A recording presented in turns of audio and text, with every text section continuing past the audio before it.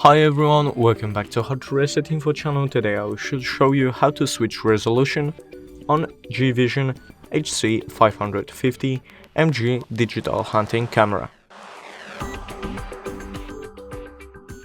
So as you guys see, already have the device on my table and I have the remote as well. So just click menu and go to the second tab, and as you see the first option is resolution. Click with the OK button and then you can switch it between 1080p, 720p or either WVGA. So pick whichever option you would like. I will stick with 1080p and click OK. Click menu and that's it. Thank you guys for watching this video.